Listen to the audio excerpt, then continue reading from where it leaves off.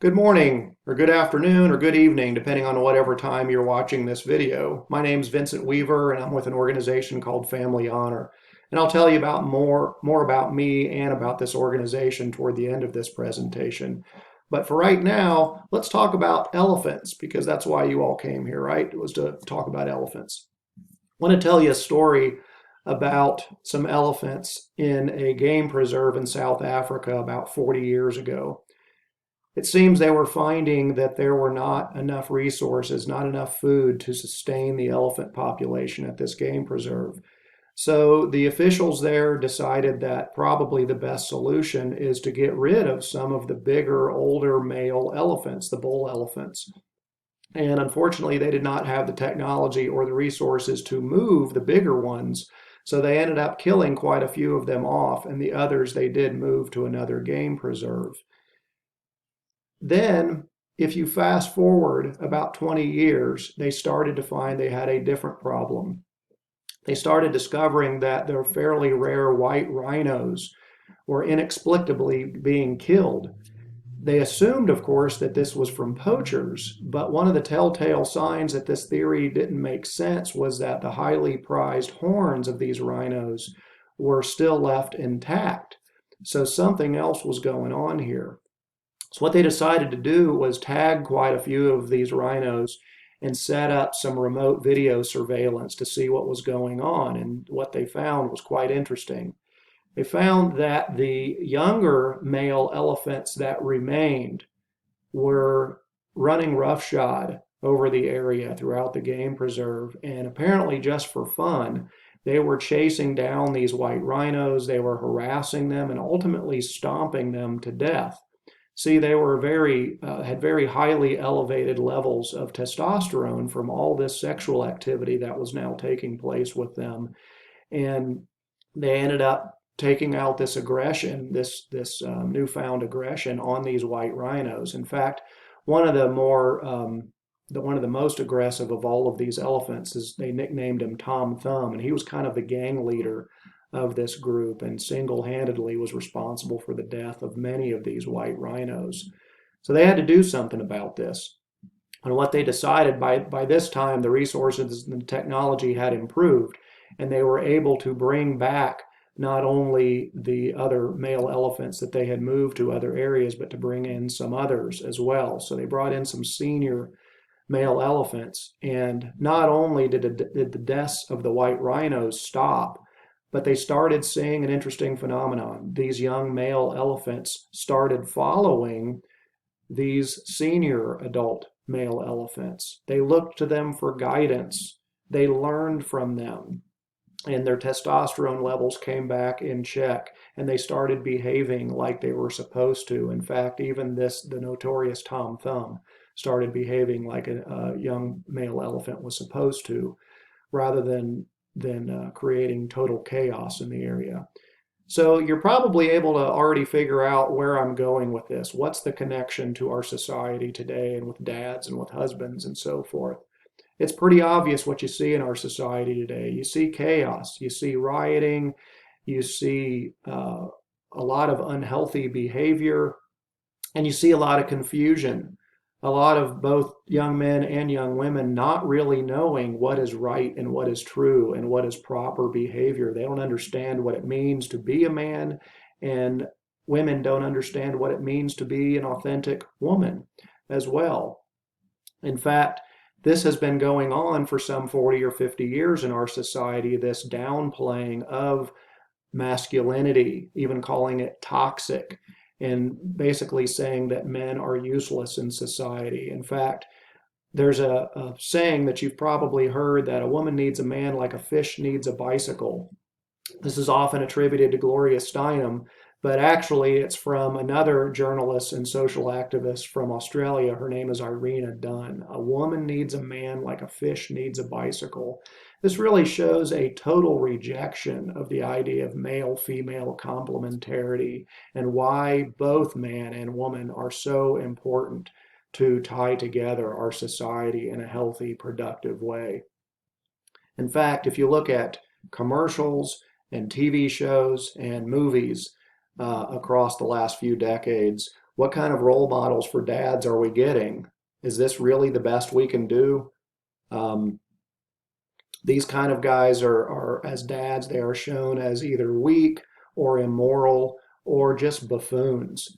And certainly we can do better than that. That is not helping young men or young women really understand what their life and what their role in humanity is all about. So, with this devastating message that keeps getting replayed over and over, it's having an effect in real life in our society. And let's see what some of the impact of all of that downplaying of masculinity is, and pushing dads and pushing husbands out of the picture. What has taken place because of that? Well, this is from a study from the Department of Justice several years ago, and what they found was that 63% of youth suicides involve kids from fatherless homes. 90% of the homeless, of runaway youths, 90% are from fatherless homes. 85% of kids that exhibit behavioral disorders come from fatherless homes. 71% of high school dropouts come from fatherless homes. 70% of those in juvenile detention centers are from these homes. 75% of adolescents who are in substance abuse centers come from these fatherless homes. And 75% of rapists are motivated by displaced anger, which is often attributed to being from a fatherless home. In fact, you've probably run across some of the social media memes and so forth out there from a few years ago, when we had a whole series of mass shootings really over the last 20 to 25 years. And one of the common elements that people started to detect here was that these young men acting out violently in public, trying to find a means of expressing their anger and their frustration. Almost all of them came from fatherless homes or homes where there was an abusive father. So let's take a look at some other ways that our families are impacted here. Kids that come from fatherless homes are twice as likely to end up in jail. And you also, in not only the idea of downplaying the role of fathers, but downplaying the role of husbands, what does this do for the moms out there? What does it do for all of the rampant increase in single mom households? Well, a third of those households live under the poverty line, much higher rates than any other segment of society. And what does this do? Not only does this make it really tough on the moms because they're trying to juggle everything and getting by on very little sleep to make this happen, that just simply is not a good formula for a child growing up in a healthy, well-adjusted manner. So these kids tend to underperform in school. They have physical and mental development issues, and there's nutritional deficiencies. They're either not being guided to eat the right foods, or there's not enough food there for them. And this includes also, in these single mom households, the things that I mentioned on the last slide. So what all is happening here? What kind of trend is taking place? This rate of single mom households has increased dramatically. In fact, in 2010, 72% of Black babies were born to unmarried women, which is up from 38% in 1970. So that number has almost doubled to where now we're approaching 3/4 of all Black babies being born without fathers present there, to an unmarried woman. For Hispanics, that rate was 53% in 2010, which is up from 37% in 1990. It's only a 20-year difference showing there. We did not have quite as good of census data back in 1970 for Hispanic families, but still we are looking at a majority of Hispanic babies now being born to unmarried women. And what about for whites? Well, it's only 36%. And that may seem better, but look at the trend from 40 years prior. Back in 1970, this was only 6%. So that rate has gone up 600% in just 40 years. So this has become an epidemic in our society. And not only are our families suffering, but our entire society is suffering as a result. One of the good things that we're starting to see and we're starting to hear more about, though, in the last 20 years especially, there's been a lot more emphasis being placed and attention being given to, well, what role do dads have? What do they add to the mix? Is this really helpful? And not only are they starting to find that dads really are helpful and they are necessary, but sources, even some like the Huffington Post, are even recognizing that these days. And in fact, I have a link to an article from them at the end of this presentation. But let's look at some of the effects of a positive effects of an involved father.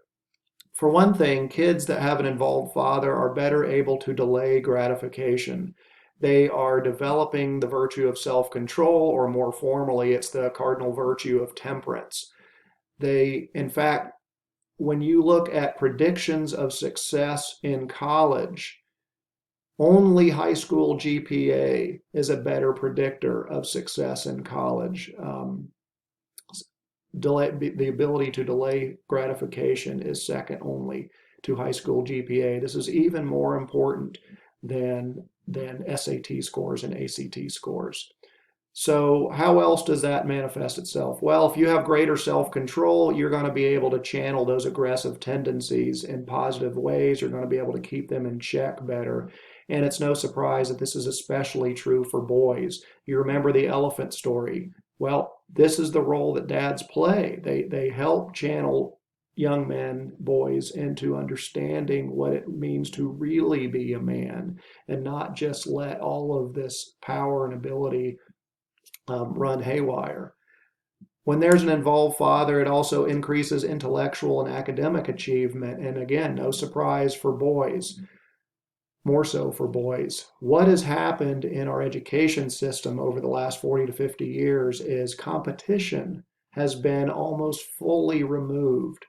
What happens when you remove a sense of competition, of being able to see how I measure up to others? With boys, they become disinterested. They no longer want to bother because there's really nothing in it for them. And this is where you've seen boys drift away from education. And in fact, in colleges today, almost two-thirds of college students are female, and that's running across most fields these days, many of which were typically male-dominated in the past. So when a dad's there to challenge that young man to measure up and to push them, they're going to end up succeeding more. They're going to end up pushing themselves intellectually and with academic achievement. And this is also a help to girls as well, make no mistake. But boys particularly need this. Involved fathers also help bring about a lower risk of delinquent behavior, and this manifests itself a little bit differently between sons and daughters. For sons, once again, they're able to channel that physical aggression into more positive ways and keep it in check. They're teaching sons to be compliant, to respect authority better, and to look up to their elders. And as a result of all of that, they're less likely to engage in criminal behavior. I mentioned that if you're from a fatherless home, you have two-thirds of all those, and twice as likely to go to jail if you're from a fatherless home. 85% of those who are in jail are either from a fatherless home or from a home where there's an abusive father. What about the lower risk for delinquent behavior for girls? Well, for daughters, it reduces the likelihood of them running away. We talked about 90% of runaways are from fatherless homes.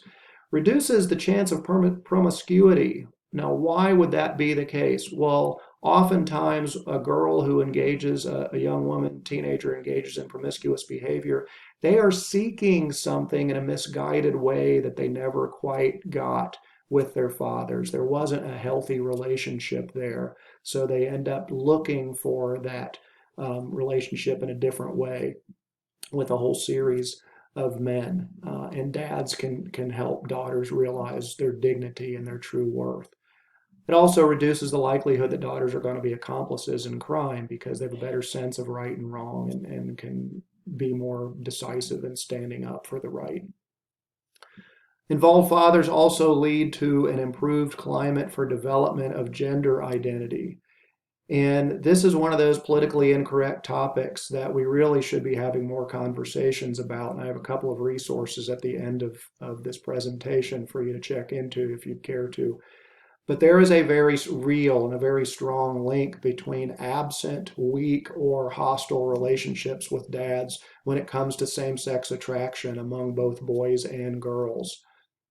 There's also a link to gender confusion when these conditions with a weak, absent, or hostile relationship with dad for both boys and girls as well. The book I would recommend on same-sex attraction and how it relates to the father's involvement as well as the mother's is called A Parent's Guide to Preventing Homosexuality by Dr. Joseph Nicolosi and his wife Linda. It has become so controversial that Amazon has actually pulled it from their list of available titles.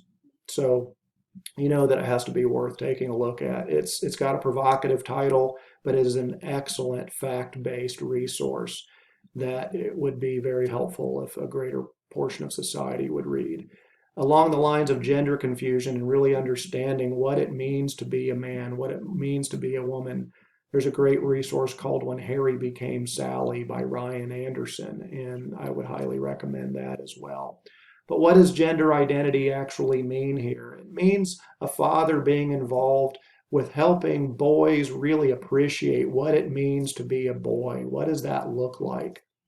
And helping girls realize their dignity and appreciating them for the sake of being daughters and really cherishing that. Because so often that's what you hear kids that deal with both of these situations later in life. They say that, my dad actually wanted a boy and I was a girl, or vice versa. And sometimes the moms are involved in that. And as parents, as dads, it's really important that we help affirm their actual biological sex and proper relationships with men and women. Along those lines, there's an increased capacity for positive, intimate relationships when a father is involved in a healthy way. For sons, they get to see that example of how better to relate to women. When a husband treats his wife well and shows that example, that is such a powerful impact on sons understanding what healthy relationships are all about. And dads, I know there's other presentations on this in this conference, so I'm not going to go into any details about pornography.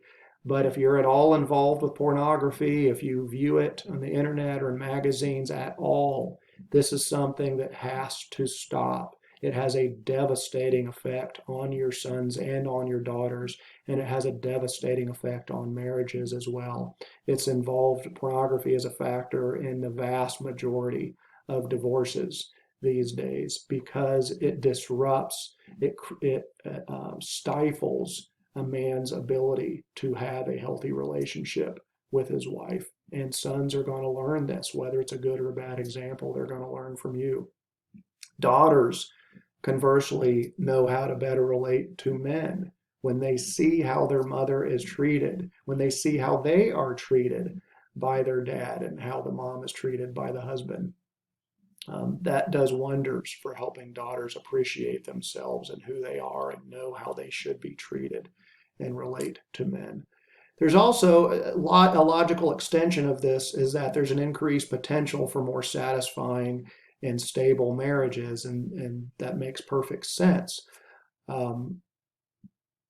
Dads, involved fathers also, you might say, lay the foundation. They are the footers that help create the stability for a child to grow up and be self-confident because they know then they're standing on a solid foundation. They know they're standing on solid ground. They're going to be more self-confident as they go out into the world and be excited about what they're capable of when a dad has been there and has been involved. And they're going to have a greater sense of independence because there's more of a can-do attitude when that father's been there to guide them and nurture them and challenge them along the way. And another thing that I want to mention here is that that men in general tend to be more physical. We are wired that way. So kids respond to this. A playfulness and healthy physical affection is really important for kids of all ages, but particularly for very young kids. They actually now know that regular healthy physical affection from fathers has an effect on young kids at the cellular level. It literally impacts how their brains wire together and start to function in a more healthy way as they grow. So, man, dads, I cannot overemphasize how important your role and your involvement really is here. But all of this is really just on the temporal level, in the here and now. Let's talk about on the spiritual level now. So, again, over the last 40 or 50 or 60 years, there has been a tendency for a lot of dads to push off this responsibility of being the spiritual heads of their households and say, oh, that's women's work. You know, going to church, religion, all of that. That's just for my wife to take care of, and I'll just ride along. But that would be a huge mistake to make that assumption. Not only does the Bible say that you're supposed to be the spiritual head of your household, but we know from a lot of very real data how critical your role is. Because kids are wired to respond to you. Your wife is wired to respond to you. You are the bedrock of spiritual development in your family and in your society. This is why your voice and your action is so needed. So let's take a look at some of this data. When fathers don't go to church, no matter what the mother does, only one child in 50 will become a regular worshiper when they're an adult. On the other hand, if a father does attend church regularly, regardless of what the mother does, between 2/3 and 3/4 of those kids then will attend church as adults. Another way to look at this, when a child is the first person in a household to become Christian, first one in the household to convert to Christianity or revert, the one who suddenly starts getting serious about what it means to be a Christian, what it means to be a Catholic. If the child's the first to convert, then 3.5%, there's a 3.5% probability that the rest of the family will follow suit and they will all convert as well. If a mother is the first one to convert, then there's a 17% probability that the rest of the family will follow suit. But look at this last one here in bold. If the father is the first to convert to Christianity, there is a 93% probability that the rest of the family will follow, that all of the rest of the family will follow. Dads, are you starting to see how important your role is? Even subconsciously, your family is looking to you for guidance, and they don't even always know that that's what they're doing, but they desperately need you to lead. You know, Father Longenecker put together this conference and was to emphasize his book, the concept of his book, Immortal Combat, and that really is what we are engaged in. We are engaged in spiritual warfare. And you, as the dad, as a husband, as an exemplar of authentic masculinity, you are the one that is needed up there on the front line to fight this battle. And this is not for wimps. This involves really stepping up to the plate, understanding your faith, and being proud to present that to your family and to society. So how do you do that? I have a suggestion. I mentioned at the beginning that I'm involved with an organization called Family Honor. It has been an absolute blessing to me and my family. At the time that I got involved with them, we had just adopted our oldest daughter from China, and we were pregnant with our second child. I had no idea how to talk about issues related to human sexuality and what the church taught on these subjects, let alone why. But I took a leap of faith. And since then, we now have 5 daughters. And what I've learned being involved with Family Honor has been an absolute lifesaver. As a result of being involved with this organization who's out there to teach the truth and meaning of sexuality, love, and family, I'm able to confidently speak about these very sensitive subjects related to human sexuality, which really is, you might even say, Family Honor is like the special ops force in this spiritual battle, in this immortal combat. But we have to be armed to be able to fight this battle. So Family Honor can provide you as dads the tools that are needed to confidently and competently speak about this with your wife, speak about this with your kids, and ultimately not just accept what the church teaches and why, but really get excited about what an awesome message this is. And that's the gift I hope you will receive and run with this to find out what kind of a role you can play in this battle, because society, your family desperately needs you. God bless you, and thank you for listening.